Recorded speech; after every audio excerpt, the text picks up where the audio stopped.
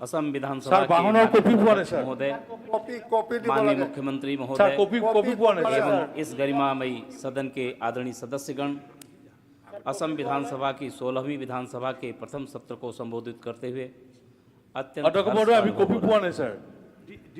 মই সন্মানীয় অধ্যক্ষ শ্ৰী ৰঞ্জিত দা ডাঙৰীয়াক আন্তৰিক অভিনন্দন আৰু শুভেচ্ছা জনাইছোঁ।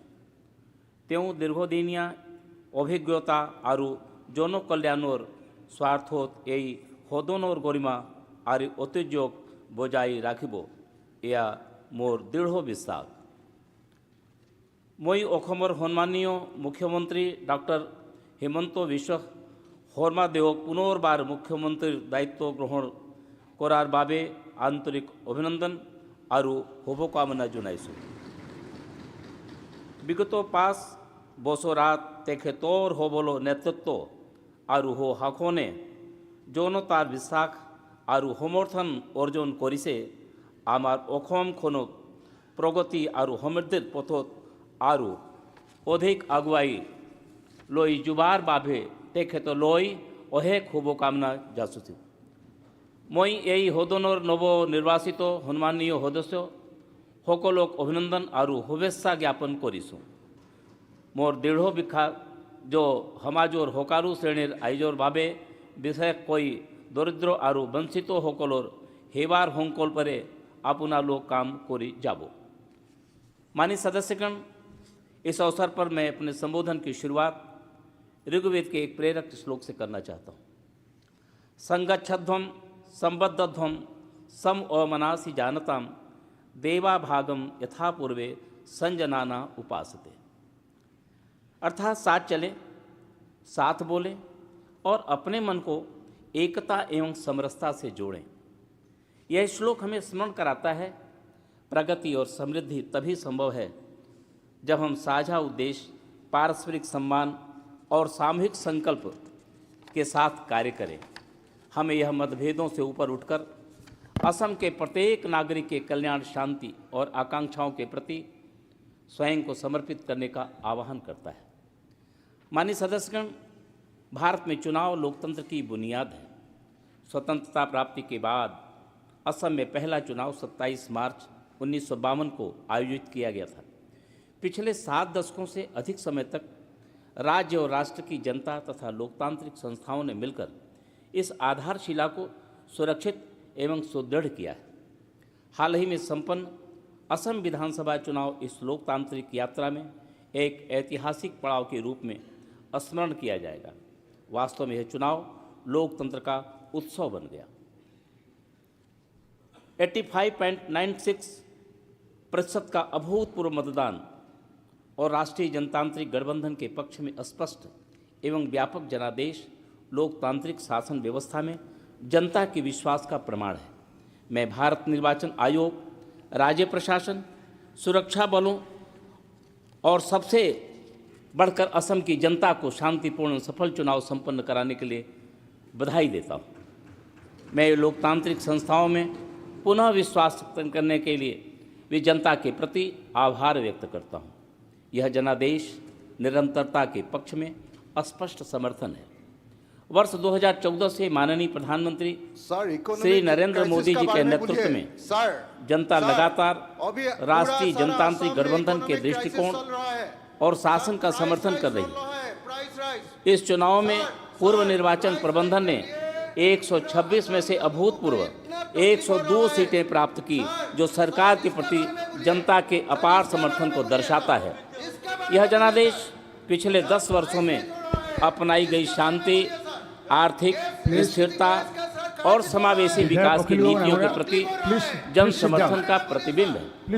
शांति स्थापना के क्षेत्र में प्राप्त उपलब्धियां महत्वपूर्ण और ऐतिहासिक रही हैं। आज सशस्त्र बल अधिनियम केवल 35 में से 3 जिलों को छोड़कर अधिकांश क्षेत्रों से हटा लिया गया है। कई शांति समझौते एवं समझौता ज्ञापन हस्ताक्षरित किए गए हैं और 10,000 से अधिक उग्रवादी मुख्यधारा में लौट चुके हैं। ये उपलब्धियां माननीय प्रधानमंत्री श्री नरेंद्र मोदी जी एवं माननीय केंद्रीय गृह मंत्री श्री अमित शाह जी के सक्रिय सहयोग और मार्गदर्शन से हासिल हो सकी है। असम की जनता की ओर से मैं उनके प्रति हृदय तल से आभार व्यक्त करता हूँ। इसके साथ ही मैं United liberation front of Assam से अपील करता हूँ, जो इस शांति प्रक्रिया से बाहर रहने वाला एकमात्र प्रमुख संगठन है, कि वे मुख्यधारा में शामिल होकर असम के विकास एवं प्रगति में अपना योगदान दें। राज्य ने आर्थिक क्षेत्र में भी उल्लेखनीय प्रगति दर्ज की है।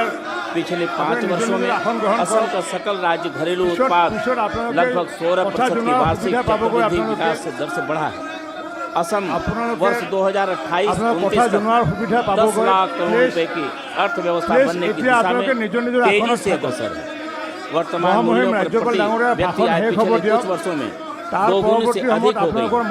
पूंजीगत वर्ष 2021-22 में 13,502 करोड़ से बढ़कर वर्ष 2025-26 में 26,531 करोड़ रुपए हो गया है।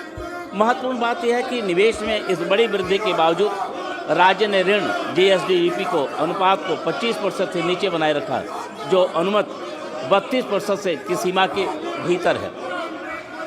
असम भारत सरकार की विशेष पूंजी निवेश सहायता योजना तथा केंद्र प्रायोजित योजनाओं के तहत अनुदान प्राप्त करने वाले अग्रणी राज्यों में भी उभर कर सामने आया है।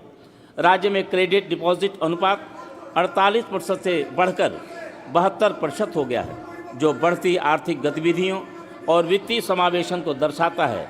यह असम की आर्थिक संभावनाओं में बढ़ते विश्वास का संकेत है। इसके साथ ही हम उभरती वैश्विक चुनौतियों के प्रति भी सजग हैं। पश्चिम एशिया में चल रहा संकट विश्व की अर्थव्यवस्थाओं पर दबाव डाल रहा है। हालांकि असम की अर्थव्यवस्था स्थिर और मजबूती बनी हुई है, परंतु राष्ट्रीय और वैश्विक परिस्थितियां सतर्कता एवं जिम्मेदारी की मांग करती हैं। माननीय प्रधानमंत्री श्री नरेंद्र मोदी जी द्वारा मितव्यता एवं विवेकपूर्ण आर्थिक व्यवहार के लिए किए गए राष्ट्रीय आह्वान के अनुरूप मैं जनता से अपील करता हूं कि वे कुछ समय तक अनावश्यक खर्चों, अत्यधिक स्वर्ण खरीद कर न तथा गैर आवश्यक विदेशी यात्राओं से परहेज करें, क्योंकि इससे देश की विदेशी मुद्रास्फीति प्रभावित हो सकती है।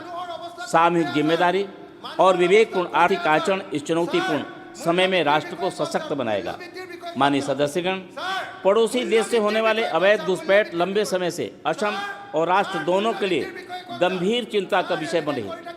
अंतर्राष्ट्रीय सीमा के कई हिस्सों, विशेषकर पश्चिम बंगाल के कुछ क्षेत्रों में बाड़बंदी न होने के कारण घुसपैठ रोकने के प्रबाधित रही है। इस संदर्भ में पश्चिम बंगाल की नवनिर्वाचित सरकार द्वारा सीमा बाड़बंदी हेतु आवश्यक भूमि उपलब्ध कराने का निर्णय अत्यंत महत्वपूर्ण एवं स्वागत योग्य है।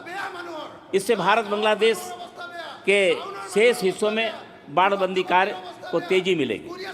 राष्ट्रीय सुरक्षा के प्रति प्रतिबद्ध सरकारें अब केंद्र, असम और पश्चिम बंगाल में समन्वित रूप से कार्य कर रही हैं। इस दीर्घकालिक चुनाव से निपटने के लिए अब एक मजबूत एवं एकीकृत दृष्टिकोण को अपनाया जाएगा। सिलीगुड़ी कॉरिडोर जैसे रणनीतिक रूप से संवेदनशील क्षेत्रों सहित सीमा बाड़बंदी का कार्य पूरा होने से सीमा प्रबंधन और अधिक सुदृढ़ होगा तथा घुसपैठ पर प्रभावी नियंत्रण संभव होगा। मेरी सरकार राष्ट्रीय सुरक्षा और स्थिरता के व्यापक हित में भारत सरकार एवं पश्चिम बंगाल सरकार के साथ मिलकर काम करेगी और पूर्ण सहयोग प्रदान करेगी। अंतर्राष्ट्रीय सीमा को सुरक्षित करने और अवैध घुसपैठ को रोकने के लिए कड़े कदम उठाने के साथ साथ मेरी सरकार सद्भाव, समानता और साझा सभ्यगत मूल्यों पर आधारित बृहत्तर असमिया समाज के पुनर्निर्माण तथा उसके सशक्तिकरण के प्रति अपने प्रतिबद्ध प्रयास निरंतर जारी रखेगी। यह दृष्टिकोण महापुरुष श्रीमंत शंकरदेव के शाश्वत आदर्शों से प्रेरित है, जिन्होंने विभिन्न समुदायों और जनजातियों के बीच एकता के बीज बोए तथा समानता, आध्यात्मिक मानवतावाद और सामूहिक पहचान पर आधारित एक समावेशी एवं जाति विहीन असमिया समाज की अस्थायी नींव रखी। उन्हें हमारी सभ्यता के आंतरिक स्वरूप और उसके मूलभूत ताने बाने की गहन समझ थी। किरात, कछारी, खासी, गारो, मिरी, अमन, कंक, गोवाल, ओखों, मुलुक, धोबा, जे, तुर्क, कोबास, मृच्छह, चुंडाल, आनुपापी, नोरो, कृष्णो, हेवोक और होंग तो पवित्रो होए, भोकती, लोभिया, होंकार, तोरिया, वैकुंठे, हुकय सोलोय।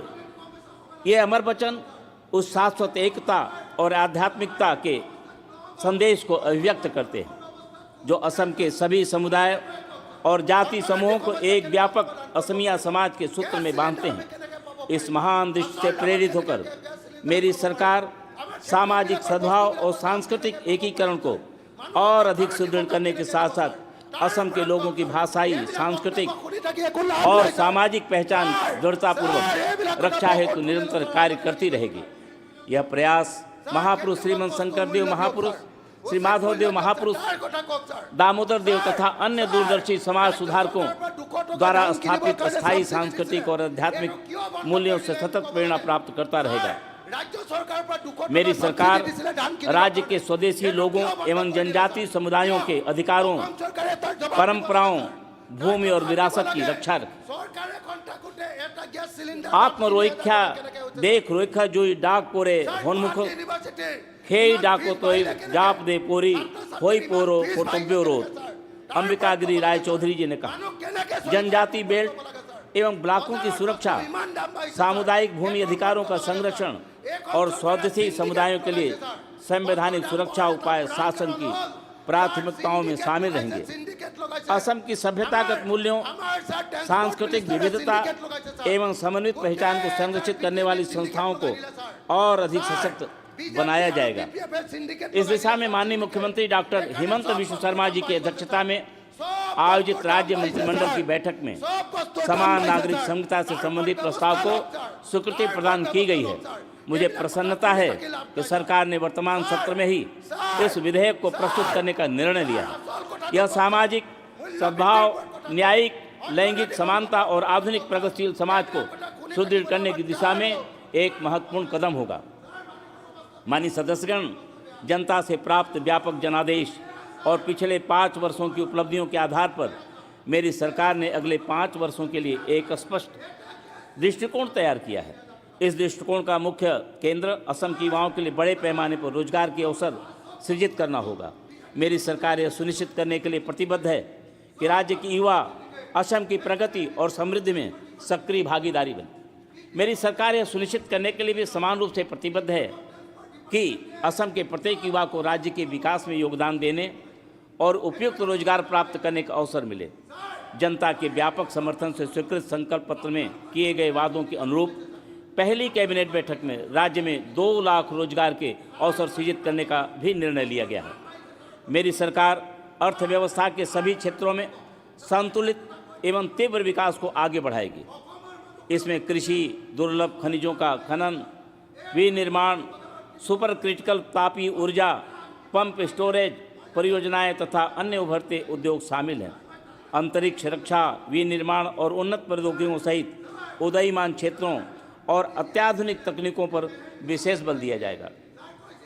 साथ ही वित्तीय सेवाएं, डिजिटल बैंकिंग और डाटा सेंटर जैसे सेवा क्षेत्र को सुदृढ़ कर असम को क्षेत्रीय आर्थिक केंद्र के रूप में स्थापित किया जाएगा। इस परिवर्तन की आधारशिला एडवांटेज असम 2.0 के पहले माध्यम से रखी जा चुकी है। 25 और 26 फरवरी के 2025 को आयोजित शिखर सम्मेलन के दौरान 5.18 लाख करोड़ रुपए के निवेश प्रस्ताव प्राप्त हुए हैं। इनमें 3.10 लाख करोड़ रुपए से अधिक की परियोजनाओं का कार्य प्रारंभ हो चुका है। लगभग 60% परियोजनाएं उन्नत कार्यान्वयन चरण में हैं तथा कई परियोजनाएं पहले से संचालित हो रही हैं। अगले 5 वर्षों में मेरी सरकार इस गति को और आगे बढ़ाने का कार्य करेगी। सभी प्रमुख परियोजनाओं को समयबद्ध तरीके से पूरा कर उन्हें संचालित करने की प्राथमिकता दी जाएगी। इसका उद्देश्य राज्य के बड़े पैमाने पर रोजगार अवसर उत्पन्न करना तथा ऐसी परिस्थितियां निर्मित करना है जिससे असम के युवा अपने भविष्य और कैरियर को असम में बना सके। माननीय सदस्यगण, आपको यह जानकर प्रसन्नता होगी कि अगले 5 वर्ष में असम विकास यात्रा में एक और ऐतिहासिक उपलब्धि का साक्षी बनने जा रहा है। राज्य पहली बार ऊर्जा अधिशेष राज्य बनने की दिशा में अग्रसर है। इस वर्ष में असम में विद्युत की अधिकतम मांग लगभग 3100 मेगावाट तक पहुंचने का अनुमान है और वर्ष 2031 तक औद्योगिक एवं आर्थिक विकास के अनुरूप इसमें और भी उल्लेखनीय वृद्धि होने की संभावना है। इस बढ़ती मांग को पूरा करने के लिए मेरी सरकार ने ऊर्जा क्षेत्र में महत्वाकांक्षी विस्तार कार्यक्रम प्रारंभ किया है। 3,200 मेगावाट सुपर क्रिटिकल तापीय विद्युत उत्पादन क्षमता तथा 4,200 मेगावाट पंप स्टोरेज जल विद्युत क्षमता वाली परियोजनाओं का निर्माण कार्य पहले ही प्रारंभ हो चुका है। इसके अतिरिक्त कई अन्य विद्युत उत्पादन परियोजनाएं भी प्रगति पर हैं। ये सभी परियोजनाएं राज्य की विद्युत उत्पादन क्षमता को उल्लेखनीय रूप में आगे बढ़ाएंगी और असम को क्षेत्र का प्रमुख ऊर्जा केंद्र बनाएंगी। मेरी सरकार ने पीएम सूर्य घर योजना का सफल क्रियान्वयन भी किया है। इस योजना के अंतर्गत असम देश के सर्वश्रेष्ठ प्रदर्शन करने वाले राज्यों में उभरा है। 1.25 लाख से अधिक परिवारों ने रूफटॉप सोलर संयंत्र स्थापित कर लिए हैं, जिससे लगभग 410 मेगावाट स्वच्छ ऊर्जा उत्पादन हो रहा है। राज्य की हरित ऊर्जा यात्रा को मजबूती मिल रही है। संतुलित और भविष्य उन्मुख ऊर्जा मिश्रण के माध्यम से असम उद्योगों और आवासों को विश्वसनीय, सस्ती और गुणवत्तापूर्ण बिजली उपलब्ध कराने में सक्षम होगा। यह परिवर्तन न केवल औद्योगिक विकास और निवेश को प्रोत्साहित करेगा, बल्कि राज्य भर के लोगों के जीवन में स्तर में भी सुधार लाएगा। मेरी सरकार साक्ष्य आधारित योजना, संस्थागत सुधार और समावेशी विकास के माध्यम से दीर्घकालिक आर्थिक परिवर्तन के लिए प्रतिबद्ध रहेगी। पिछले कुछ वर्षों में शासन, आधारभूत संरचना और मानव विकास में हासिल की गई प्रगति के आधार पर मेरी सरकार विकसित असम रोड मैप 2047 तैयार कर रही है, जो समृद्ध, टिकाऊ और वैश्विक प्रतिस्पर्धी असम की व्यापक दृष्टिकोण प्रस्तुत करेगा।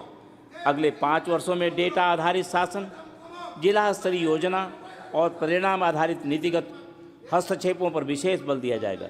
जिला घरेलू उत्पाद का आकलन, जिला विजन दस्तावेजों की तैयारी तथा आकांक्षी जिलों एवं ब्लॉकों पर निरंतर ध्यान विकसित भारत 2047 के दृष्टिकोण के साथ स्थानीय विकास प्राथमिकताओं को जोड़ने में सहायक होगा।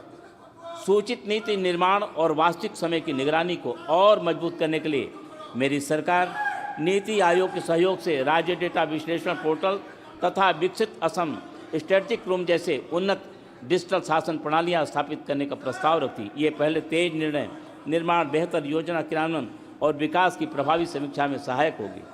माननीय सदस्यगण, असम की अर्थव्यवस्था निरंतर मजबूत और गतिशील विकास का प्रदर्शन कर रही है। वर्तमान मूल्यों पर सकल राज्य घरेलू उत्पाद वित्तीय वर्ष 2026-27 में 8.71 लाख करोड़ रुपए अनुमानित है, जबकि वित्तीय वर्ष में 2021-22 में यह 4.11 लाख करोड़ रुपए था। पिछले वर्षों में 5 वर्षों में रखी गई मजबूती की आर्थिक नीति के आधार पर मेरी सरकार अभी उपलब्धियों को सुदृढ़ करने तथा असम को 2028 तक 10 लाख करोड़ रुपए की अर्थव्यवस्था बनाने की दिशा में अग्रसर करेगी। वित्तीय प्रबंधन और सार्वजनिक व्यय दक्षता में महत्वपूर्ण प्रगति हासिल करने के बाद मेरी सरकार अगले 5 वर्षों में सुधारों को और गहरा तथा शासन प्रणाली को सशक्त बनाने के लिए ठोस रणनीति अपनाएगी। वर्ष 2025-26 में लगभग 85% तक पहुँचे बजट उपयोग को बेहतर क्रियान्वयन क्षमता, निगरानी और परिणामोन्मुख व्यय के माध्यम से और बढ़ाया जाएगा। वित्तीय वर्ष 2025-26 में पूंजीगत व्यय में उल्लेखनीय प्रगति हुई। विभिन्न क्षेत्रों में सार्वजनिक आधारभूत संरचना की मजबूत नींव तैयार की है। आने वाले 5 वर्षों में मेरी सरकार उच्च आर्थिक विकास को बनाए रखने और जीवन की गुणवत्ता में सुधार के लिए सड़कों, पुलों, स्वास्थ्य, शहरी और संरचना और अन्य उत्पादक परिसंपत्तियों में इन निवेशों का विस्तार किया जाएगा। राज्य के स्वयं के राजस्व स्रोत वित्तीय वर्ष 2021-22 के 23,113 करोड़ रुपये से बढ़कर वित्तीय वर्ष में 2025-26 में 39,294 करोड़ रुपये हो गए हैं। यह कर सुधारों, उत्पाद शुल्क और अन्य राजस्व सृजन क्षेत्रों में सुधारों का परिणाम है।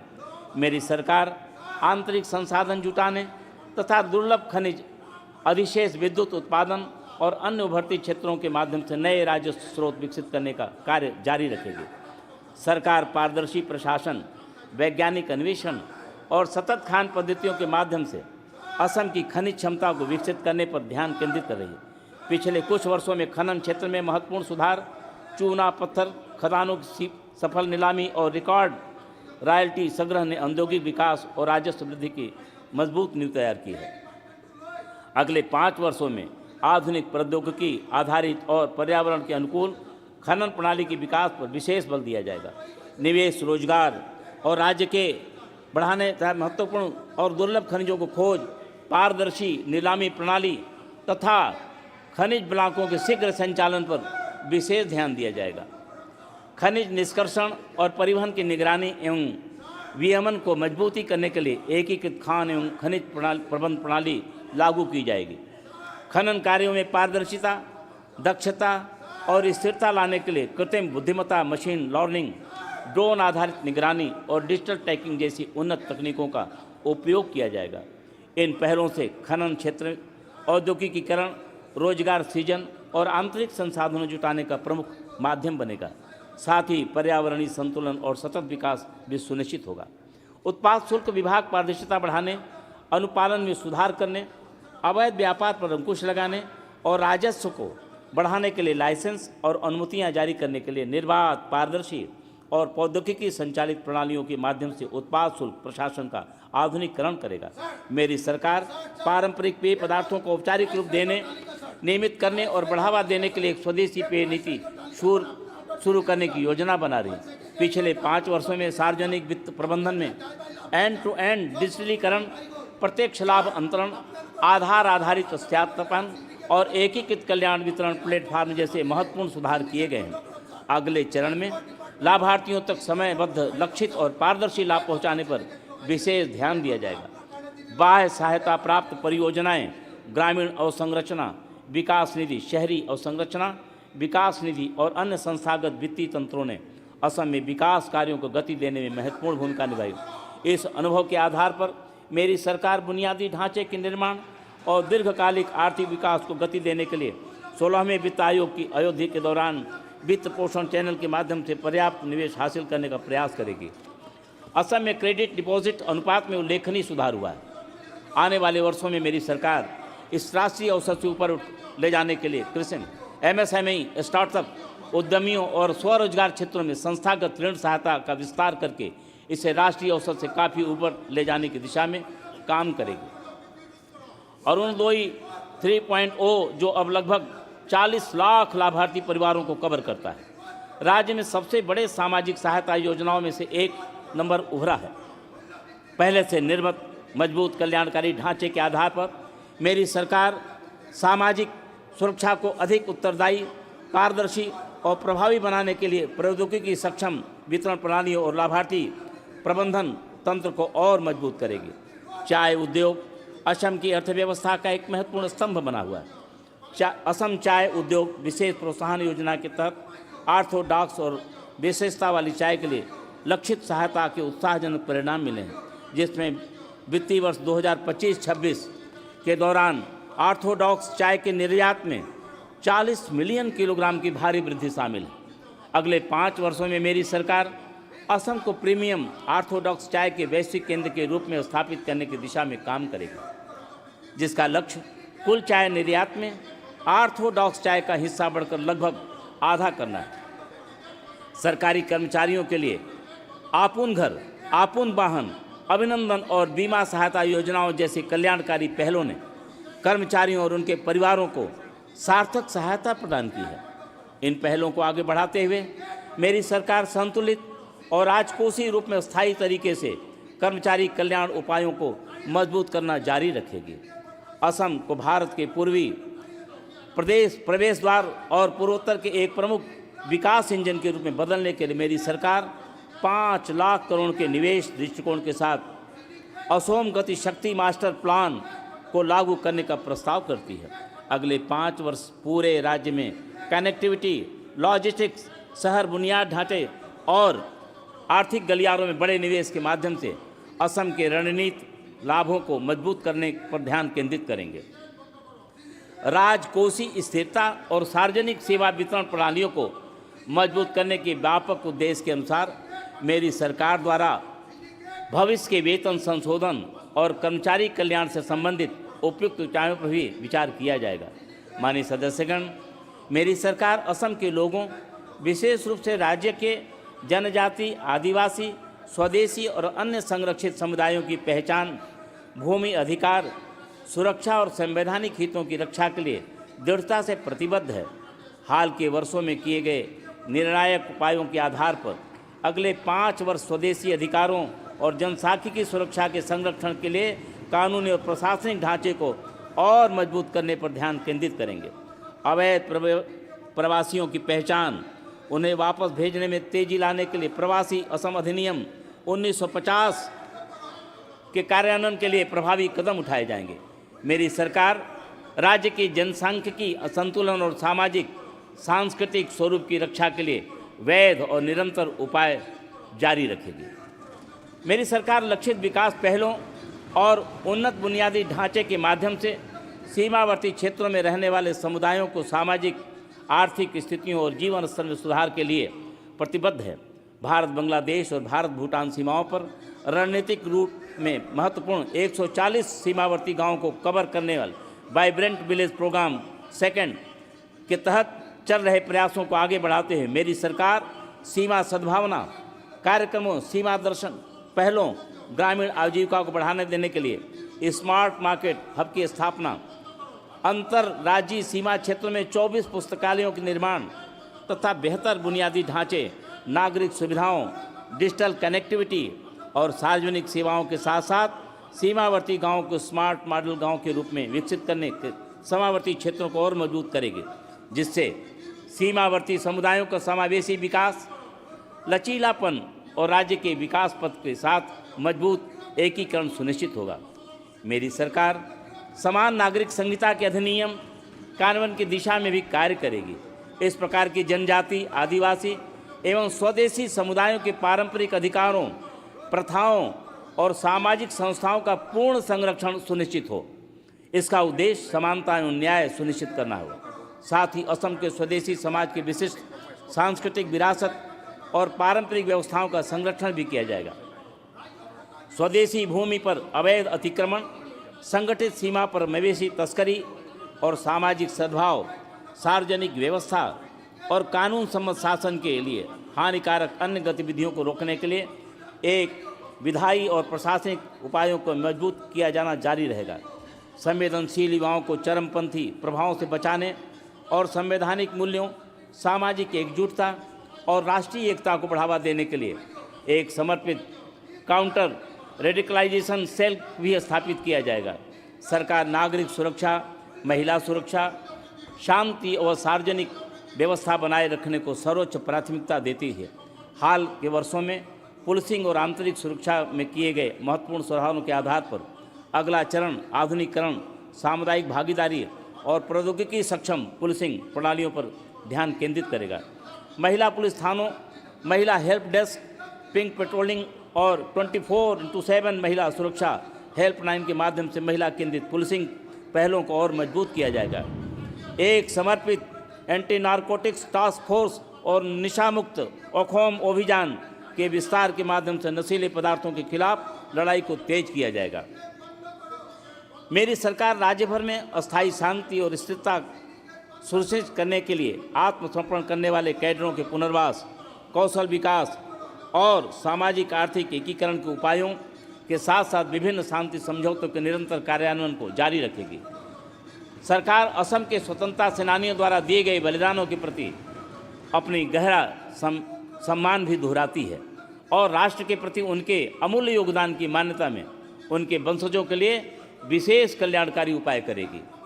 सरकार राज्य भर में विशेष रूप से स्वदेशी, जनजाति और कमजोर समुदायों के लिए सुरक्षित, पारदर्शी और न्याय संगत भूमि स्वामित्व सुनिश्चित करने के लिए प्रतिबद्ध है। पिछले 5 वर्षों में भूमि शासन में बड़े सुधारों ने भूमि अधिकारों की रक्षा करने और भूमि सेवाओं तक जनता की पहुंच में सुधार करने की एक मजबूत नींव रखी है। मिशन वसुंधरा के तहत 3.56 लाख से अधिक परिवारों 4.53 लाख भूमि पर स्वामित्व अधिकार दिए गए हैं। इस महत्वपूर्ण उपलब्धि के आधार पर अगला चरण गहरे सुधारों, तीव्र सेवा वितरण और प्रौद्योगिक संचालित भूमि प्रशासन प्रणालियों पर ध्यान केंद्रित करेगा। मेरी सरकार राजस्व रिकॉर्ड के व्यापक डिजिटलीकरण और AI सक्षम व GIS आधारित प्रौद्योगिकियों के साथ उन्नत भूमि मूल्यांकन का उपयोग करके वैज्ञानिक पुनर्सर्वेक्षण के माध्यम से संपूर्ण भूमि प्रबंधन पारिस्थितिक तंत्र को आधुनिक बनाने का प्रस्ताव करती है। ये पहले नागरिकों के लिए आर्थिक अधिक पारदर्शिता, सटीकता, दक्षता और पहुंच में आसानी सुनिश्चित करने में मदद मिलेगी। सरकार जनजाति और स्वदेशी समुदायों के अधिकारों और हितों की पूर्ण सुरक्षा सुनिश्चित करने के लिए अतिरिक्त 3.2 लाख चाय बागान के परिवारों को भूमि अधिकार प्रदान करने के प्रयास जारी रखेगी। सामुदायिक भूमि की सुरक्षा और संरक्षित तथा पारिस्थितिक रूप में संवेदनशील क्षेत्रों पर अतिक्रमण को रोकने पर विशेष जोर दिया जाएगा। सत्र, भूमि और वैष्णव संस्कृत विरासत के संरक्षण, जीर्णोद्धार और सुरक्षा के लिए सत्र आयोग के गठन के माध्यम से असम सत्र संरक्षण और विकास आयोग अधिनियम 2025 को भी क्रियान्वित किया जाएगा। मेरी सरकार भावी पीढ़ियों के लिए असम की आध्यात्मिक, सांस्कृतिक और सभ्यतागत संस्थाओं को संरक्षित करने के लिए प्रतिबद्ध है। मेरी सरकार पारदर्शी, योग्यता आधारित और प्रौद्योगिकी संचालित भर्ती प्रणालियों के माध्यम से सार्वजनिक सेवा वितरण को मजबूत करने के लिए प्रतिबद्ध है। पिछले 5 वर्षों में 1.64 लाख से अधिक सरकारी नौकरियां प्रदान की गई हैं, जिससे उत्तरदायी और नागरिक केंद्रीय शासन की एक मजबूत नींव तैयार हुई है। इस उपलब्धि को आगे बढ़ाते हुए मेरी सरकार अगले 5 वर्षों में 2 लाख अतिरिक्त सरकारी नौकरियां प्रदान करने का प्रस्ताव करती है। साथ ही खनन, विनिर्माण और सेवा क्षेत्रों में बड़े पैमाने पर रोजगार के अवसर उभारने की उम्मीद है, क्योंकि राज्य भर में बड़े निजी क्षेत्र के निवेश धरातल पर उतरने लगे हैं। सरकार कौशल विकास, औद्योगिकी विकास और निवेश प्रोत्साहन पर केंद्रित करना जारी रखेगी तथा यह सुनिश्चित किया जा सके ताकि असम की युवा राज्य के व्यापक आर्थिक परिवर्तन में प्रमुख भागीदार बने। सरकार यह एक बाढ़ सुरक्षित, कटाव प्रतिरोधी और जलवायु अनुकूल असम के निर्माण की दिशा में एक परिवर्तनकारी बदलाव की कल्पना करती है। पिछले कुछ वर्षों में तटबंध के सुदृढ़ीकरण, नदी तट संरक्षण, जल ग्रहण प्रबंधन तथा आपदा न्यूनीकरण में बड़े निवेश ने पूरे राज्य में दीर्घकालिक जल और जलवायु सुरक्षा के लिए एक मजबूत आधार तैयार किया है। इस गति को आगे बढ़ाते हुए अगले 5 वर्षों में 18,000 करोड़ से अधिक के निवेश के साथ प्रस्ताव बाढ़ मुक्त असम मिशन के कार्यान्वयन पर ध्यान केंद्रित करेंगे। यह मिशन आधुनिक तटबंधों, मजबूत तटबंधों, उन्नत स्लूइस प्रणालियों, कटाव नियंत्रण उपाय और जलवायु अनुकूल बुनियादी ढांचे के माध्यम से बाढ़ समस्या का निदान करेगा। साथ ही प्रमुख नदी प्रणालियों के जीर्णोद्धार और संरक्षण के लिए एक व्यापक नदी पुनर्जीवन मिशन भी चलाएगा। सरकार कृषि लचीलेपन में सुधार और संवेदनशील परिदृश्यों के संरक्षण के लिए मिट्टी और जल संरक्षण को मजबूत करने के लिए भी प्रतिबद्ध है। WDC, PMKSY तथा RIDF के तहत बड़े पैमाने पर जल ग्रहण विकास, वर्षा आधारित क्षेत्र उपचार, पहाड़ी जिलों में झरनों के जीर्णोद्धार और टिकाऊ भूमि प्रबंधन वालों ने असम भर में किसानों को महत्वपूर्ण रूप से लाभान्वित किया है और जलवायु सहनशीलता में वृद्धि हुई है। पर्यावरण के अनुकूल और प्रौद्योगिकी संचालित संरक्षण उपायों पर विशेष जोर दिया जाएगा। इसमें नदी तट संरक्षण के लिए बांस आधारित बायो इंजीनियरिंग समाधान, आपदा शमन परियोजनाओं का विस्तार और अंतर्देशीय जल संपर्क तथा आर्थिक अवसरों पर मजबूत करने के लिए राष्ट्रीय जलमार्ग 2 का विज्ञान सम्मत विकास शामिल है। इन पहलों से आजीविका बढ़ाने, प्राकृतिक संसाधनों के संरक्षण और असम के लिए एक जलवायु अनुकूल भविष्य के निर्माण में महत्वपूर्ण भूमिका निभाने की उम्मीद है। सरकार किसान कल्याण की मजबूती एवं कृषि उत्पादकता वृद्धि पर बल दे रही है। पिछले 5 वर्षों में वित्तीय सहायता, कृषि यंत्रीकरण, सिंचाई और बाजार सुविधा में बड़े निवेश से राज्य में कृषि विकास की नींव तैयार हुई है। आने वाले 5 वर्षों में सरकार कृषि यंत्रीकरण, जलवायु अनुकूल खेती तथा कृषि से संबंधित सुविधाओं को और मजबूत प्रदान करेगी।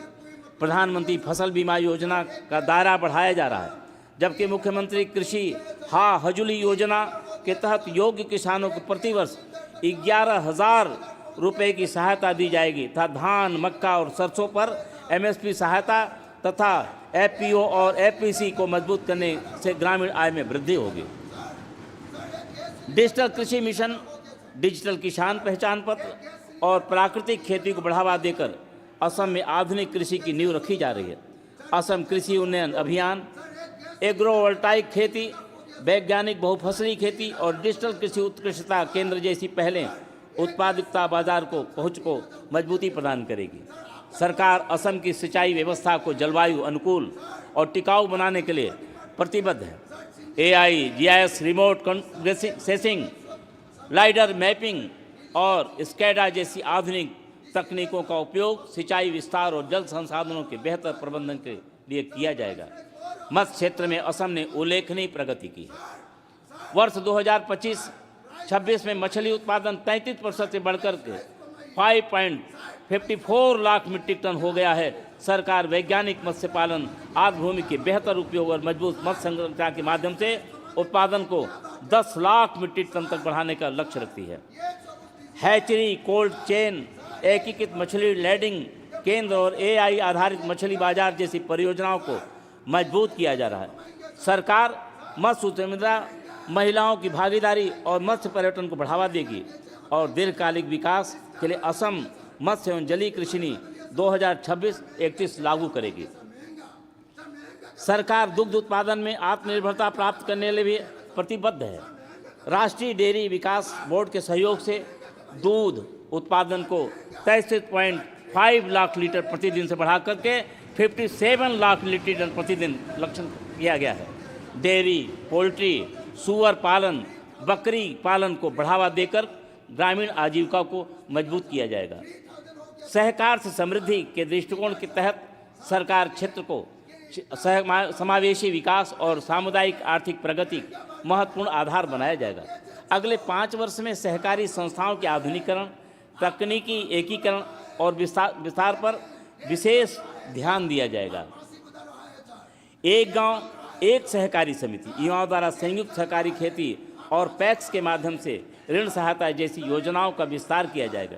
डेयरी, मत्स्य और कृषि सहकारी समितियों को गांव स्तर की सुविधाओं, कोल्ड स्टोरेज, AI आधारित पशुपालन सहायता और पैक्स को कृषि सेवा केंद्रों में बदलकर मजबूत किया जाएगा।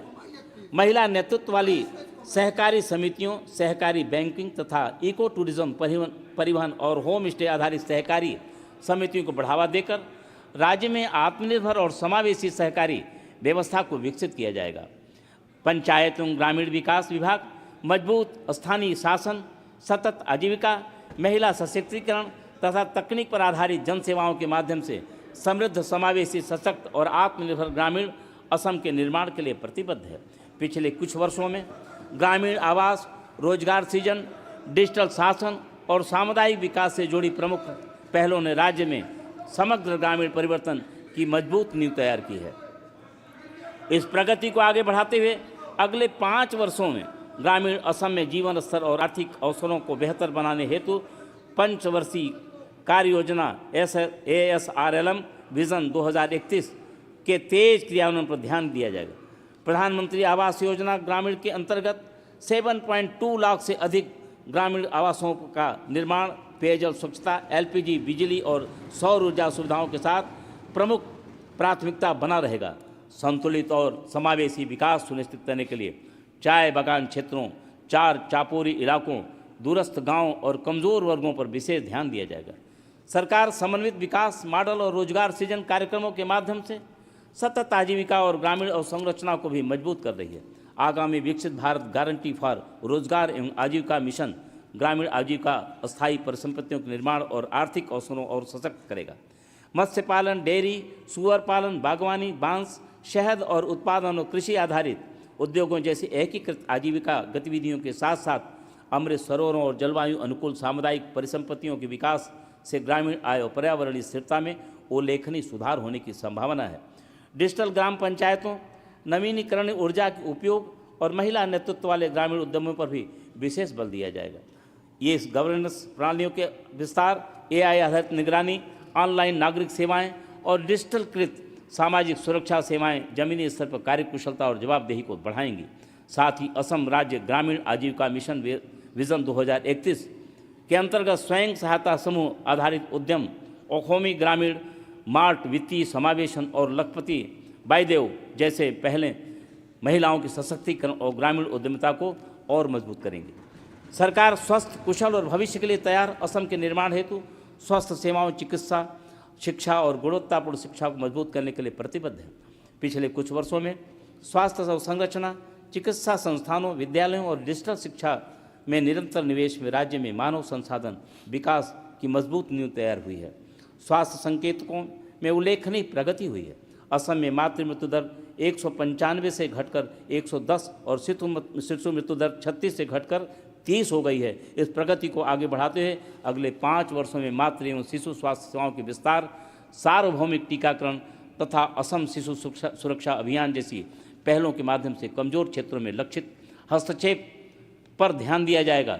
निःशुल्क HPV टीकाकरण, चाय बगानों के अस्पतालों को आयुष्मान आरोग्य मंदिर के रूप में सुदृढ़ करने तथा योग एवं मातृशक्ति वाले स्वास्थ्य जागरूकता कार्यक्रमों जैसे निवारक स्वास्थ्य उपायों पर भी विशेष जोर दिया जाएगा। हमारी सरकार राज्य भर में चिकित्सा, शिक्षा और उन्नत स्वास्थ्य और संरचना के बड़े विस्तार पर भी कार्य कर रही है।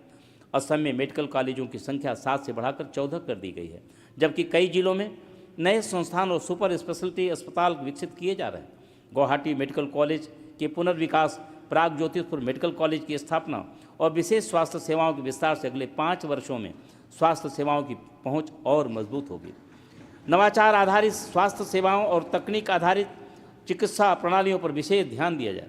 भारत के पहले हम hub and spoke cancer care model, प्रस्तावित सरकारी प्रोटॉन थेरेपी सेंटर, AI आधारित निदान प्रणाली और स्वदेशी चिकित्सा तकनीकों जैसे पहले असम को स्वास्थ्य, नवाचार और उन्नत चिकित्सा अनुसंधान के उभरते केंद्र के रूप में स्थापित कर रही है।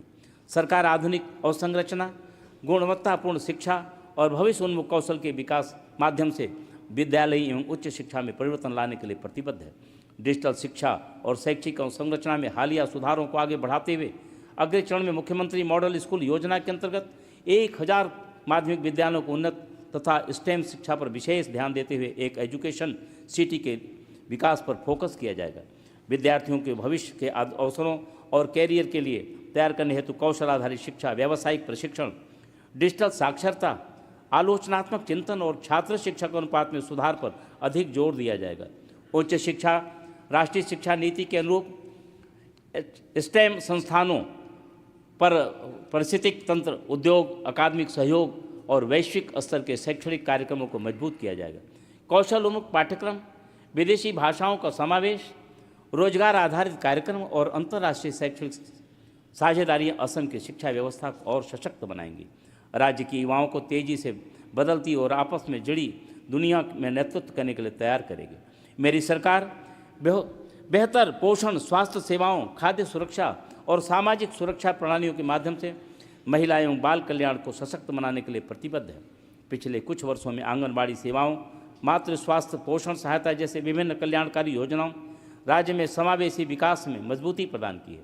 आने वाले 5 वर्षों में मॉडल आंगनबाड़ी केंद्रों पर विस्तार किया जाएगा और 20,000 केंद्रों में पोषण वाटिकाएं बनाई जाएंगी ताकि बच्चों की देखभाल, शुरुआती शिक्षा और पोषण व्यवस्था बेहतर हो सके। प्रधानमंत्री मातृ वंदना योजना के तहत सभी पात्र महिलाओं को लाभ दिया जाएगा। साथ ही गर्भवती और स्तनपान कराने वाली माताओं के लिए संजीवनी पुष्टि किट जैसी योजनाओं के माध्यम से माँ और बच्चे के स्वास्थ्य पर विशेष ध्यान दिया जाएगा। मेरी सरकार राष्ट्रीय खाद्य उद्यान अधिनियम और प्रधानमंत्री गरीब कल्याण अन्न योजना के माध्यम से जरूरतमंद परिवारों को खाद्य सुरक्षा और सहायता उपलब्ध कराती रहेगी। अन्न सेवा दिन और one nation one ration card जैसी तकनीक आधारित व्यवस्थाओं से राशन प्रणाली, वितरण प्रणाली अधिक पारदर्शी, सुविधाजनक और प्रभावी बनेगी। महिलाओं के कल्याण, स्वच्छ ऊर्जा और बेहतर पोषण व्यवस्था पर विशेष ध्यान दिया जाएगा। कार्यरत महिला छात्रावासों का संचालन, प्रधानमंत्री उज्ज्वल योजना के तहत अधिक परिवारों तक LPG सुविधा पहुंचाना तथा MSP पर आधारित खरीद व्यवस्था को मजबूत करने के परिवारों का जीवन स्तर, किसानों की आय और पोषण सुरक्षा में सुधार होगा। सरकार असम में सभी लोगों को सुरक्षित पेयजल और बेहतर स्वच्छता और स्वच्छ वातावरण उपलब्ध कराने के लिए प्रतिबद्ध है। जल जीवन मिशन के तहत अब तक 59 लाख से अधिक ग्रामीण परिवारों को घर घर नल कनेक्शन दिए जा चुके हैं, जिससे ग्रामीण असम के लगभग 82% क्षेत्रों को लाभ मिला है। अगले 5 वर्षों में 2028 तक सभी ग्रामीण क्षेत्रों में पेयजल सुविधा उपलब्ध कराने का लक्ष्य रखा गया है। साथ ही स्वच्छता, कचरा प्रबंधन और हरित संरचना को भी मजबूत किया जाएगा। निर्माण अपशिष्ट प्रबंधन, बायोगैस और सर्कुलर इकोनॉमी जैसी नई नीतियों के माध्यम से स्वच्छ और प्रदूषण मुक्त असम का निर्माण किया जाएगा। सरकार वनों, वन्यजीवों और जैव विविधता के संरक्षण के लिए पूरी तरह से प्रतिबद्ध है। वन अतिक्रमण के खिलाफ अभियान जारी रहेगा। साथ ही नई असम वन नीति और अरण्य मिशन के माध्यम से वनीकरण और जैव विविधता संरक्षण और वन संरक्षण को और मजबूत किया जाएगा। अवैध शिकार के खिलाफ सख्त कार्रवाई जारी रहेगी। गज मित्र योजना और आधुनिक तकनीकी की मदद से मानव हाथी संघर्ष को कम करने तथा पात्र लोगों को वन अधिकार अधिनियम का लाभ देने पर विशेष ध्यान दिया जाएगा। साथ ही बांस, अगर, बेंत, वन उत्पाद और रेशम आधारित गतिविधियों को बढ़ावा देकर हरित रोजगार, इको उद्योग और ग्रामीण अर्थव्यवस्था को मजबूत किया जाएगा। प्रकृति आधारित पर्यटन, वन्यजीव शिक्षा और संरक्षण जागरूकता कार्यक्रमों का भी विस्तार किया जाएगा ताकि असम को पर्यावरण संरक्षण और सतत विकास के अग्रणी मॉडल के रूप में स्थापित किया जा सके। मेरी सरकार बेहतर संपर्क व्यवस्था, तेज आर्थिक विकास और लोगों के जीवन स्तर में सुधार के लिए सड़कों, पुलों और सार्वजनिक अवसंरचना को मजबूत करने को सर्वोच्च प्राथमिकता दे रही है। पिछले कुछ वर्षों में राजमार्गों, पुलों और शहरी परिवहन में बड़े निवेश असम के विकास की एक मजबूत नींव तैयार हुई है। अगले 5 वर्षों में राज्य भर के सड़क और संपर्क सुविधाओं का और विस्तार किया जाएगा। गुवाहाटी, उत्तर गुवाहाटी पुल जैसे प्रोजेक्ट से आवागमन में बड़ा सुधार हुआ है। वहीं धुबरी, फुलबाड़ी, फुल Guwahati ring road, Kaziranga elevated corridor, Jorhat Majuli पुल और अन्य बड़ी परियोजनाएं राज्य और देश के बीच संपर्क को और मजबूत करेंगी। PMGSY 4 असम के रेजिलिएंट रूरल ब्रिज प्रोग्राम और असम माला योजना के माध्यम से ग्रामीण संपर्क और बेहतर बनाया जाएगा। साथ ही सड़क सुधार योजनाओं, फ्लाईओवर और रेलवे ओवरब्रिजों के निर्माण में यातायात जाम कम होगा और परिवहन व्यवस्था में सुधार हो जाएगा। सरकार खेल, स्वास्थ्य, शिक्षा और प्रशासनिक और संरचना को भी बड़े स्तर पर विस्तार कर रही है। खेल परिसरों के विकास, मेडिकल कॉलेजों, विश्वविद्यालयों, इंजीनियरिंग कॉलेज और मॉडल आवासीय विद्यालयों के निर्माण में जन सेवाओं और संसाधनों के विकास को मजबूती मिलेगी। सरकार असम को बिजली के क्षेत्र में आत्मनिर्भर ऊर्जा अवशेष राज्य बनाने के लिए बिजली उत्पादन, ट्रांसमिशन और नवीनीकरण ऊर्जा में बड़े निवेश कर रही है। तापी जल विद्युत और सौर ऊर्जा परियोजनाओं के माध्यम से आने वाले वर्षों में बढ़ती बिजली जरूरतों को पूरा किया जाएगा। चापर में प्रस्तावित 3200 मेगावाट ताप विद्युत परियोजनाओं, लोअर कोपिली जल विद्युत परियोजना, कार्बी लॉन्गपी मिडिल 2 जल विद्युत परियोजना तथा अनेक और ऊर्जा परियोजनाएं विद्युत उत्पाद क्षमता को उल्लेखनीय रूप से बढ़ाएंगी।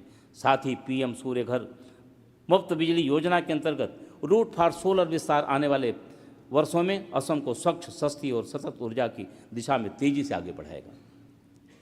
स्टार्टअप उद्यमिता, MSME कौशल विकास और बड़े निवेश असम की अर्थव्यवस्था को नई गति देंगे। मुख्यमंत्री आत्मनिर्भर असम अभियान, MSME प्रोत्साहन नीति और एडवांटेज असम 2.0 जैसी पहलों ने उद्योगों के विकास के और रोजगार सृजन को मजबूत नींव रखी है।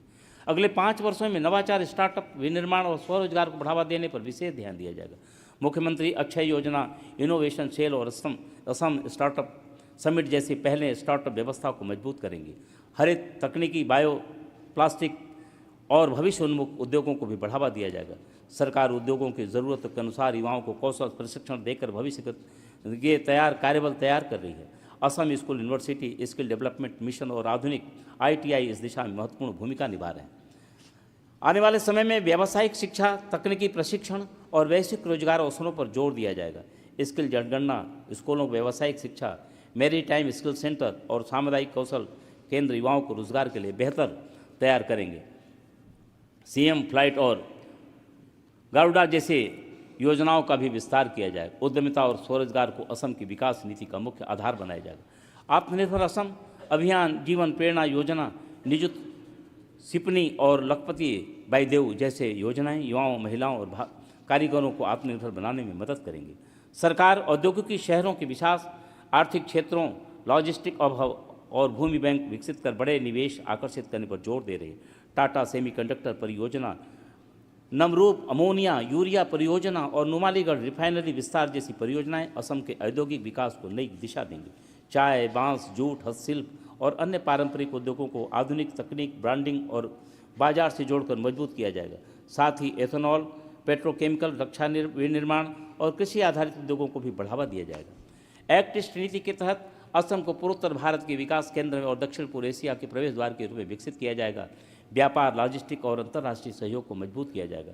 सरकार विज्ञान, तकनीकी और नवाचार को बढ़ावा देकर सतत विकास सुनिश्चित करेगी। Assam earth observation satellite system और गुवाहाटी बायोटेक पार्क जैसी पहले वैज्ञानिक अनुसंधान, स्टार्टअप और तकनीक आधारित विकास को मजबूती देंगी। माननीय सदस्यगण, मेरी सरकार बेहतर और संरचना, स्वच्छ आवास और डिजिटल शासन के माध्यम से असम में टिकाऊ, सशक्त और नागरिक केंद्र शहरी विकास व्यवस्था विकसित करने के लिए प्रतिबद्ध है। नवीनीकरण ऊर्जा आधारित स्ट्रीट लाइटों की स्थापना, पुराने कचरे के वैज्ञानिक प्रबंधन, फीकल स्लज ट्रीटमेंट सुविधाओं के विस्तार तथा डिजिटल नागरिक सेवाओं को मजबूत करने के माध्यम से शहरी परिवर्तन में उल्लेखनीय प्रगति हुई है। अमृत 2.0 के अंतर्गत शहरी स्थानीय निकायों में सुरक्षित पेयजल उपलब्ध कराने हेतु जलापूर्ति परियोजनाएं लागू की जा रही हैं। वहीं PMY अर्बन, PM स्वनिधि तथा शहरी महिला उद्यमियों को सहायता जैसी पहलों ने आवास सुरक्षा, आजीविका और वित्तीय समावेशन को सुदृढ़ किया है। ब्रह्मपुत्र रिवर फ्रंट विकास, इंटेलिजेंट सर्विलांस सिस्टम और स्वच्छ परिवहन पहल जैसी प्रमुख शहरी अवसंरचना परियोजनाओं ने शहरी विकास को और मजबूत किया है। मेरी सरकार GIS आधारित मास्टर प्लानिंग, जल निकायों के पुनर्जीवन, बाढ़ नियंत्रण उपायों, सीवरेज एवं पेयजल नेटवर्क के विस्तार तथा शहरी प्रशासन प्रणालियों के आधुनिकीकरण के माध्यम से भविष्य उन्मुख शहरी असम के निर्माण की दिशा में कार्य जारी रखेगी। टिकाऊ शहरी विकास, शहरी पारिस्थितिक तंत्र के संरक्षण, किफ़ायती आवास और सुदृढ़ अवसंरचना के विकास पर विशेष ध्यान दिया जाएगा। साथ ही Guwahati master plan 2045, satellite township, smart city पहल और व्यापक शहरी सेवा वितरण जैसी दीर्घकालिक योजनाओं को आगे बढ़ाते हुए सभी नागरिकों के जीवन में सुधार किया जाएगा। सरकार असम में आधुनिक, समावेशी और पर्यावरण अनुकूल परिवहन व्यवस्था विकसित करने के लिए प्रतिबद्ध है। पिछले कुछ वर्षों में सड़कों, पुलों, शहरी परिवहन और संपर्क और संरचना में बड़े निवेश ने राज्य की सार्वजनिक परिवहन व्यवस्था को बदलने के लिए मजबूत नींव रखी है। अगले 5 वर्षों में स्वच्छ, आधुनिक और तकनीकी आधारित सार्वजनिक परिवहन को बढ़ावा दिया जाएगा। PME बस सेवा योजना के तहत 3000 इलेक्ट्रिक बसें चलाई जाएंगी, जिससे पर्यावरण अनुकूल परिवहन व्यवस्था मजबूत होगी। बस टर्मिनलों के आधुनिकीकरण, one district one bus port योजना के माध्यम से यात्रियों को बेहतर सुविधा और सुगम यात्रा उपलब्ध कराई जाएगी। महिलाओं को सुरक्षित यात्रा सुनिश्चित करने के लिए आधुनिक सुरक्षा सुविधाओं वाली विशेष पिंक बसें भी शुरू की जाएंगी। असम की नदी प्रणालियों के रणनीतिक और आर्थिक महत्व को ध्यान में रखते हुए सरकार अंतर्देशीय जल परिवहन और नदी आधारित अवसंरचना को और मजबूत करेगी। गुवाहाटी, डिब्रूगढ़ और तेजपुर के लिए प्रस्तावित वाटर पेट्रो प्रणाली पर्यावरण अनुकूल और एकीकृत परिवहन समाधान के माध्यम से शहरी परिवहन में एक बड़ा बदलाव लाएगी। पांडु, जोंगी घोप्पा और बोगीबील में एकीकृत नदी लॉजिस्टिक्स हब, आधुनिक क्रूजिंग टर्मिनल और विस्तारित नदी पर्यटन और संरचना ब्रह्मपुत्र और बराक नदी प्रणालियों के आर्थिक एवं पर्यटन क्षमता को और बढ़ाएंगे। साथ ही राज्य के जलमार्गों में सुरक्षित, विश्वसनीय और सुव्यवस्थित फेरी सेवाएं सुनिश्चित करने के प्रयास लगातार जारी रहेंगे। माननीय सदस्यगण, हथकरघा, वस्त्र और रेशम उद्योग असम की संस्कृति और अर्थव्यवस्था का महत्वपूर्ण हिस्सा है। ये राज्य की परंपरा और पहचान से गहराई से जुड़े हुए हैं। पिछले कुछ वर्षों में पारंपरिक बुनकरों और कारीगरों को सहयोग देने, उत्पादन प्रणाली को आधुनिक बनाने तथा उनकी आजीविका मजबूत करने के लिए लगातार प्रयास किए गए हैं। आने वाले 5 वर्षों में असम की हथकरघा और रेशम उत्पादों का प्रमुख केंद्र बनने पर ध्यान दिया जाएगा, ताकि राष्ट्रीय और अंतर्राष्ट्रीय बाजारों से बेहतर जुड़ा हो सके। असम सिल्क मिशन और निजता हिपनी जैसी योजनाओं के माध्यम से पारंपरिक बुनकरों को आर्थिक सहायता दी जाएगी। साथ ही हथकरघा मॉडल गांव और हस्तशिल्प केंद्रों का विकास किया जाएगा। ब्रांडिंग, ई-मार्केट प्लेटफॉर्म, व्यापार मेलों तथा काजीरंगा और सुवालकुची की प्रमुख परियोजनाओं के जरिए असम के हथकरघा और रेशम उद्योग को वैश्विक पहचान दिलाने का प्रयास किया जाएगा। माननीय सदस्यगण, मेरी सरकार असम आंदोलन की भावना को बनाए रखते हुए असम समझौते के प्रभावी क्रियान्वयन के माध्यम से असम के लोगों की पहचान, सम्मान और संवैधानिक अधिकारों के लिए पूरी तरह से प्रतिबद्ध है। पिछले कुछ वर्षों में धारा 6 की सिफारिशों को लागू करने, आंदोलन से प्रभावित परिवारों के कल्याण और शहीदों की स्मृतियों एवं बलिदान को सम्मान देने के लिए कई महत्वपूर्ण कदम उठाए हैं। अगले 5 वर्षों में असम समझौते के प्रमुख प्रावधानों को तेजी से लागू करने तथा असम की भाषा, संस्कृति, स्वदेशी पहचान की रक्षा के लिए और प्रभावी कदम उठाए जाएंगे। सरकार धारा 6 संबंधी उच्च स्तरीय समिति की सिफारिशों को लागू करने और असमिया लोगों के अधिकारों एवं विरासत की सुरक्षा के लिए संस्थागत व्यवस्थाओं को और मजबूती करेगी। असम आंदोलन के शहीदों की स्मृति में बनाए जा रहे शहीद स्मारक क्षेत्र एवं पार्क को आधुनिक संग्रहालय, लेजर लाइट एवं साउंड शो सभागार और सौंदर्यीकरण के माध्यम से ऐतिहासिक स्मरण और सांस्कृतिक गौरव के प्रमुख केंद्र के रूप में विकसित किया जाएगा। साथ ही आंदोलन से प्रभावित परिवारों के कल्याण और पुनर्वास के लिए विशेष योजनाएं भी जारी रहेंगी। असम की स्वदेशी परंपराएं, जनजातीय विरासत, आध्यात्मिक संस्थान, साहित्य, कला और खेल संस्कृति राज्य की सबसे बड़ी ताकतों में से है। पिछले 5 वर्षों में बुनियादी ढांचे के विकास, विरासत संरक्षण, सांस्कृतिक संवर्धन और जमीनी स्तर पर प्रतिभा विकास के माध्यम से इन क्षेत्रों को संरक्षित बढ़ावा देने और आधुनिक बनाने के लिए निरंतर प्रयास किए गए हैं। इस नींव पर आगे बढ़ते हुए अगले 5 वर्षों में असम को अपनी अनूठी सभ्यगत पहचान को बनाए रखते हुए देश के एक प्रमुख सांस्कृतिक पर्यटन और खेल केंद्र के रूप में स्थापित करने पर ध्यान केंद्रित करेंगे। विरासत स्थलों, संग्रहालयों, पुरातात्विकों स्थलों के संरक्षण, जीर्णोद्धारों के साथ साथ पांडुलिपियों, अभिलेखिक रिकॉर्ड और स्वदेशी ज्ञान प्रणालियों के दस्तावेजीकरण और डिजिटलीकरण के प्रयास जारी रहेंगे। शिव सागर और कार्बी आंगलोंग तथा दीमा हसाओ के मेगालिथिक परिदृश्यों सहित असम के ऐतिहासिक और सांस्कृतिक स्थलों की वैश्विक मान्यता सुरक्षित करने पर विशेष बल दिया जाएगा। सरकार समर्पित संरक्षण और संवर्धन महिलाओं के माध्यम से स्वदेशी और जनजातीय संस्थाओं, आस्थाओं, परंपराओं और सांस्कृतिक संस्थानों को मजबूती करना भी जारी रखेगी। त्योहारों, सांस्कृतिक आदान प्रदान, संग्रहालयों और विरासत परियोजनाओं का विस्तार किया जाएगा ताकि सुनिश्चित हो सके कि असम की विविध सांस्कृतिक पहचान भविष्य की पीढ़ियों के संरक्षित और उत्सव के रूप में मनाई जाए। खेल के क्षेत्रों में पिछले कुछ वर्षों में स्टेडियम, प्रशिक्षण, बुनियादी ढांचे और खेल आयोजनों में बड़े निवेश ने प्रतिभाओं को निखारने के लिए एक मजबूत मंच तैयार किया है। इस प्रगति को आगे बढ़ाते हुए एक व्यापक खेल नीति, ब्लॉक स्तर पर स्टेडियम के विस्तार, जिला खेल अकादमियों की स्थापना, खेल छात्रवृत्ति, राज्य भर में एक जीवंत खेल संस्कृति को बढ़ावा देने के लिए नियमित रूप से खेल महारण के आयोजन के माध्यम से खेल विकास के अगले चरण का मार्गदर्शन करेगी। पर्यटन, आर्थिक विकास, रोजगार और सांस्कृतिक पहुंच का एक प्रमुख चालक बना रहेगा।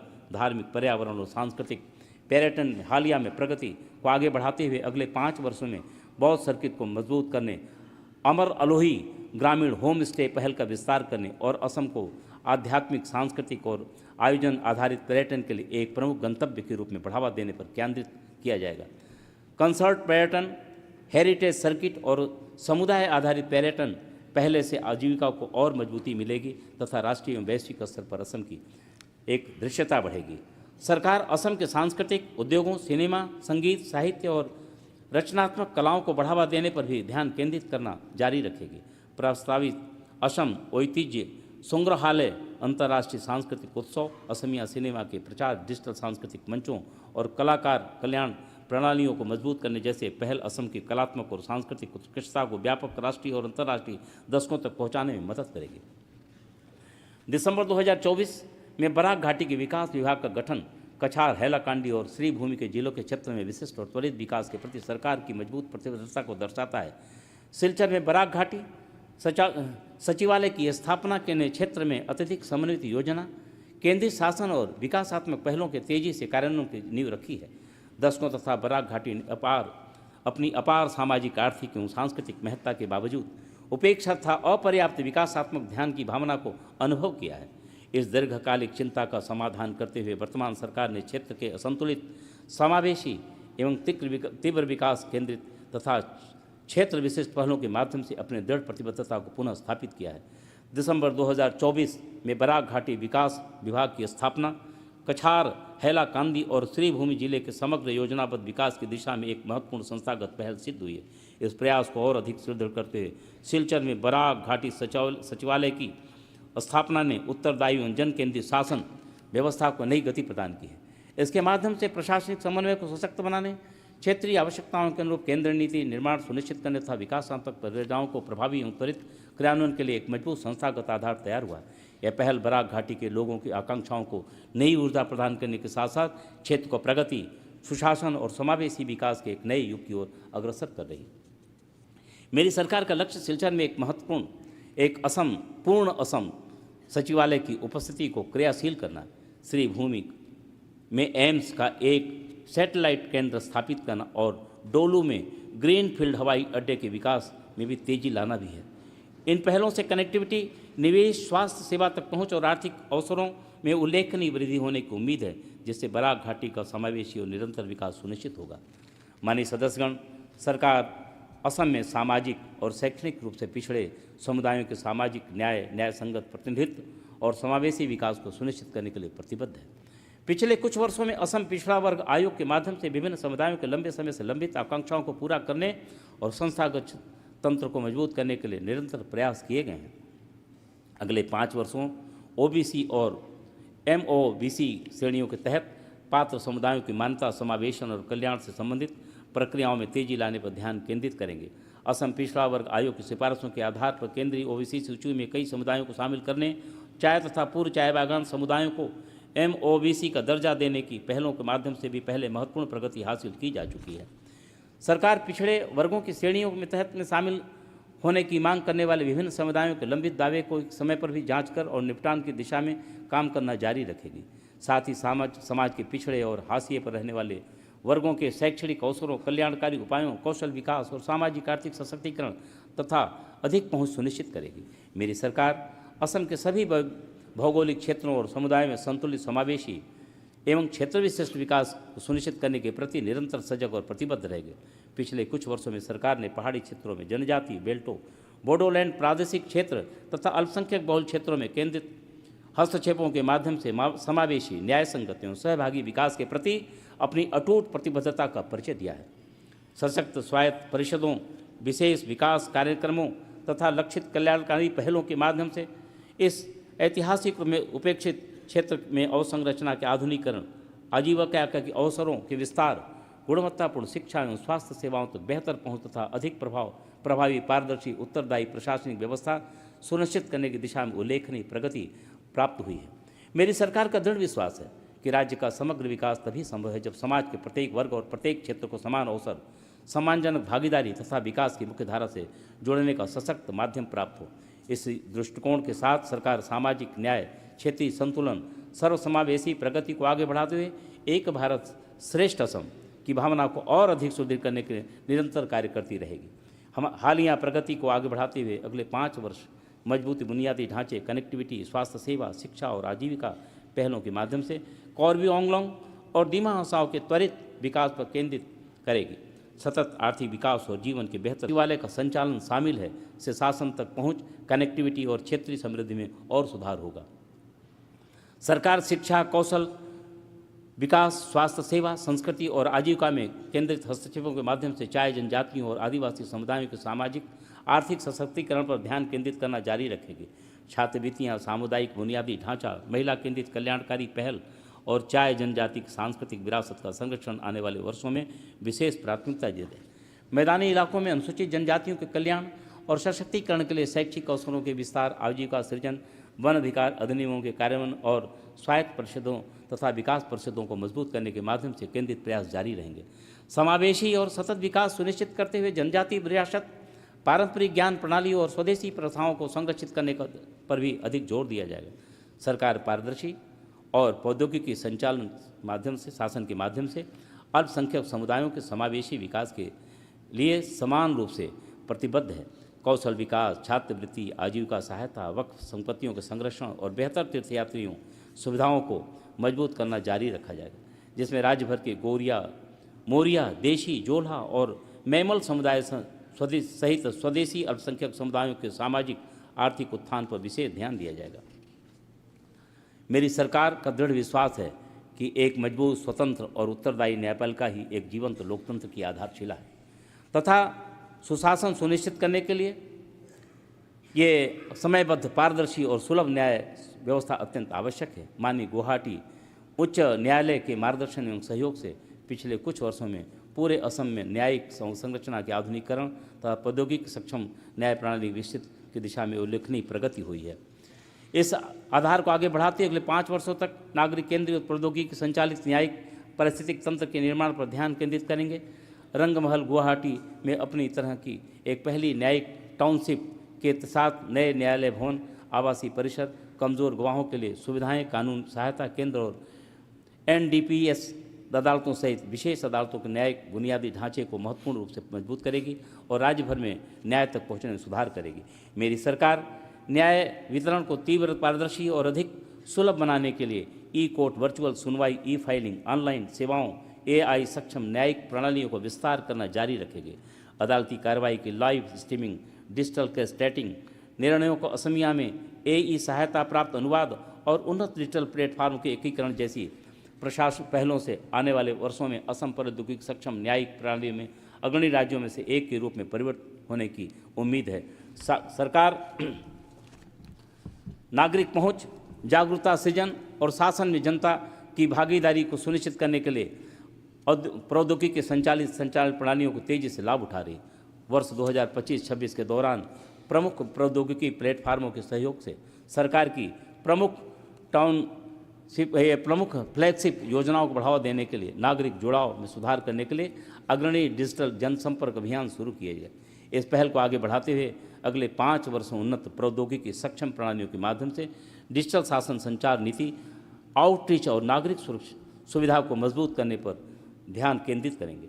पारदर्शिता, दक्षता और सार्वजनिक जानकारी के वास्तविक समय में प्रसार बढ़ाने के लिए डिजिटल संग्रह, ऑनलाइन मान्यता सेवाएं, विज्ञापन पोर्टल और AI आधारित संचार प्रणालियां शुरू की जाएंगी। मेरी सरकार पत्रकारों के कल्याण और सामाजिक सुरक्षा को प्राथमिकता देना जारी रखेगी। लोकतांत्रिक समाज में मीडिया द्वारा निभाई जाने वाली महत्वपूर्ण भूमिका को मान्यता देते हुए पत्रकार चिकित्सा कल्याण योजना के तहत वित्तीय सहायता और वरिष्ठ पत्रकारों के लिए पेंशन सहायता को मजबूत करना जारी रखा जाएगा। मेरी सरकार शासन को मजबूत करने, नागरिक सेवा वितरण में सुधार करने और डिजिटल समावेश को बढ़ावा देने के लिए उभरती प्रौद्योगिकी को लाभ उठाने पर केंद्रित रहेगी। पिछले कुछ वर्षों में प्रौद्योगिकी सक्षम प्लेटफार्मों और नागरिक केंद्रों के सुधारों के माध्यम से डिजिटल गवर्नेंस और सार्वजनिक सेवा वितरण में एक बड़ी प्रगति हासिल की गई है। इसी आधार को आगे बढ़ाते हुए अगले 5 वर्षों में सेवा सेतु को अगली पीढ़ी के AI सक्षम नागरिक सेवा मंच में बदलने और सरकारी सेवाओं के पारदर्शी, समयबद्ध और जवाबदेही वितरण को सुनिश्चित करने के लिए सार्वजनिक सेवाओं के अधिकार के ढांचे को और मजबूत करने पर ध्यान केंद्रित करेंगे। मजबूत राज्य डेटा केंद्र बुनियादी ढांचे के माध्यम से सरकारी अधिकारियों के लिए AI संचालित शिकायत निवारण प्रणाली और उन्नत डिजिटल उपकरण भी पेश किए जाएंगे। असमिया, बोडो, बंगाली, कार्बी और अन्य स्वदेशी भाषाओं के लिए AI सहायता प्राप्त अनुवाद, भाषण प्रौद्योगिकियों और हस्तलिपि लिपि पहचानों के विकास पर विशेष जोर दिया जाएगा। ये पहल न केवल डिजिटल गवर्नेंस को मजबूत करेंगी बल्कि असम की समृद्ध भाषाई और सांस्कृतिक विरासत को संरक्षित करने, बढ़ावा देने और उस तक पहुंच का विस्तार करने में मदद करेगी। मेरी सरकार एक पारदर्शी, कुशल, प्रौद्योगिकी संचालित तथा नागरिक केंद्रित प्रशासनिक व्यवस्था के निर्माण के लिए सतत रूप से प्रतिबद्ध है, जो तेजी से प्रगति कर रही है। असम की आकांक्षाओं और आवश्यकताओं को प्रभावी ढंग से पूरा करने में सक्षम। पिछले कुछ वर्षों में सरकार ने सुशासन को सुदृढ़ बनाने के उद्देश्य से पेंशन प्रशासन, शिकायत निवारण प्रणाली, डिजिटल गवर्नेंस तथा सार्वजनिक सेवा वितरण के क्षेत्र में व्यापक और दूरगामी सुधार लागू किए हैं। डिजिटल प्लेटफार्मों के निरंतर एकीकरण, प्रशासनिक प्रक्रियाओं के सरलीकरण तथा सेवा तंत्र के आधुनिकीकरण के माध्यम से शासन प्रणाली को अधिक प्रभावी, पारदर्शी, उत्तरदायी और जनोन्मुख बनाया गया है। कृतज्ञता पोर्टल, जीवन प्रमाण, ऑनलाइन RTI प्रणाली तथा प्रौद्योगिकी सक्षम शिकायत निगरानी मंचों जैसी पहलों ने शासन व्यवस्था को अधिक पारदर्शी, जवाबदेह और जनोन्मुख बनाने में महत्वपूर्ण भूमिका निभाई। इन पहलों के माध्यम से नागरिकों के लिए सरकारी योजनाओं पहुंच से अधिक सहज और त्वरित और प्रभावी हुई है। डिजिटल गवर्नेंस सुधारों के निरंतर विस्तार, प्रशासनिक प्रक्रियाओं के आधुनिकीकरण तथा प्रौद्योगिकी सक्षम प्रणालियों के व्यापक उपयोग के परिणाम स्वरूप आज असम नागरिक केंद्रित शासन और प्रभावी शिकायत निवारण के क्षेत्र में देश के अग्रणी राज्यों में अपनी विशेष स्थान स्थापित कर चुका है। इस मजबूत नींव पर आगे बढ़ते हुए शासन सुधारों को अगला चरण विकसित असम 2047 और विकसित भारत 2047 के दृष्टिकोण के अनुरूप एक अत्यधिक पेशेवर, भविष्य के लिए तैयार और नागरिक उत्तरदायी प्रशासनिक तंत्र बनाने पर ध्यान केंद्रित रहेगा। असम मिशन कर्मयोगी के कार्यान्वयन पर विशेष प्रदर्शन करने वाले राज्यों में से एक के रूप में उभरा है, जिसमें 5 लाख से अधिक सरकारी कर्मचारी आई गॉट प्लेटफॉर्म पर शामिल हुए हैं। सक्रिय भागीदारी तथा पाठ्यक्रम पूरा करने में सर्वोच्च राष्ट्रीय रैंकिंग में शामिल है। 5 वर्षों में 1.64 लाख से अधिक सरकारी नौकरियां पहले ही प्रदान की जा चुकी। अगले 5 वर्षों में लगभग 2 लाख अतिरिक्त कर्मचारियों के सरकारी सेवाओं में शामिल होने की उम्मीद है। योग्यता आधारित क्षमता निर्माण, डिजिटल प्रणालियों, AI सक्षम शासन उपकरणों और निरंतर प्रशासनिक सुधारों के माध्यम से सरकार का लक्ष्य एक आधुनिक, कुशल और प्रेरित कार्यबल तैयार करना है, जो उच्च गुणवत्ता वाली सार्वजनिक सेवाएं देने और असम के दीर्घकालिक परिवर्तन को गति देने में सक्षम हो। माननीय सदस्यगण, मेरी सरकार विकेंद्रीकृत, कुशल और नागरिक केंद्र शासन के माध्यम से प्रशासन के लोगों को करीब लाने के लिए प्रतिबद्ध है। माननीय मुख्यमंत्री डॉक्टर हिमंत विश्व शर्मा के पिछले कार्यकाल के दौरान असम ने जिलों के निर्माण और संचालन के माध्यम से अपनी तरह का पहला प्रशासनिक सुधार किया है, जिससे जमीनी स्तर पर शासन मजबूत हुआ और राज्य भर में सार्वजनिक सेवाओं में वितरण में सुधार हुआ। इस परिवर्तनकारी पहल को आगे बढ़ाते हुए अगले 5 वर्ष असम भर में सह जिला प्रशासनिक ढांचे को और मजबूत करने तथा विस्तारित कार्य करने पर केंद्रित करेंगे।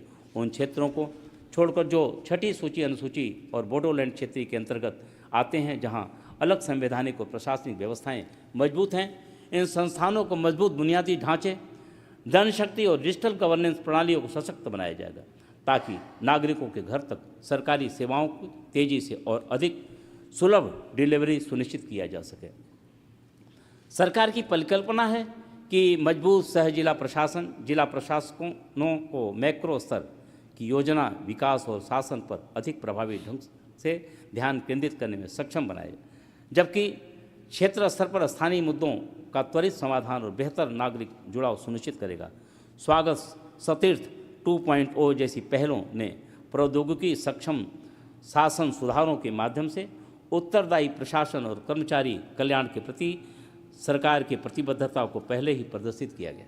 सरकार राज्य नागरिक पुरस्कार और लोक सेवा पुरस्कार जैसी पहलों के माध्यम से सार्वजनिक सेवा में उत्कृष्टता को मान्यता देना भी जारी रखेगी। इसके साथ ही राज्य से बाहर से करने वाले मरीजों और नागरिकों के लिए